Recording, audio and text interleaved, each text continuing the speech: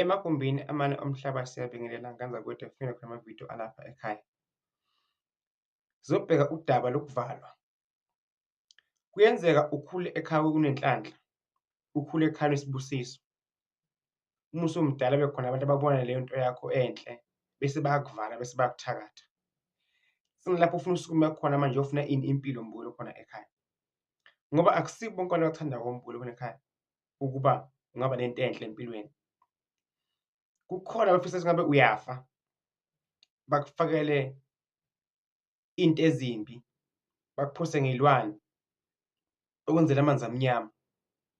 Idlozi lakho liyavuma ukuthi ufe, kepha uvaleke empilweni. Kushuthi ngegama sekuvele ungumuntu ongcolile mbukwelo khona ekhaya. Abadala balwile ukuba ungafi, kepha lo moya omubi ungene kuwe. Funa kungene wena khona-ke manje mbukwelo khona ekhaya ngoba idlozi ngeke likwazi ukulwela kukho konke ngempilo yakho mbukwelo khona ekhaya.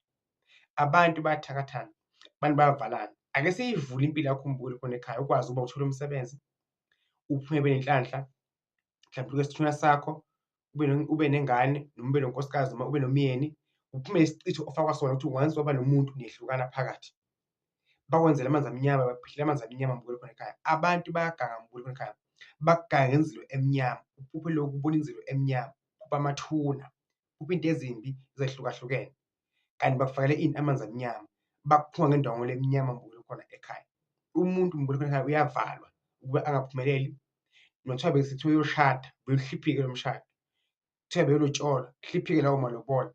Nje abizwa i-interview, kuhlipheke leyo nto ye-interview. That's why isikhathi esiningi into yakho ufuna ukuthi ungayikhulumi kubantu, uyifihle kuze kuba le nto leyo iyaphumelela empilweni mbukwelo khona ekhaya.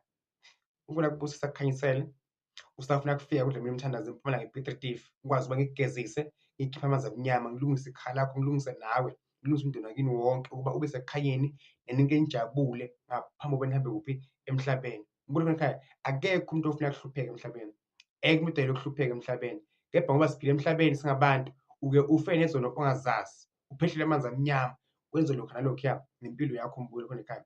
Inkosi ikubusise, inkosi ikukhanyisele, ikunikeze amandla. Ngiyakuthemba nangokukholwa uzoba nenhlanhla, uthole umsebenzi, uphumelele, uvuse ikhala lakini, yonke into ihambe kahle. Asilo leli ndaba, singayibukeli phansi.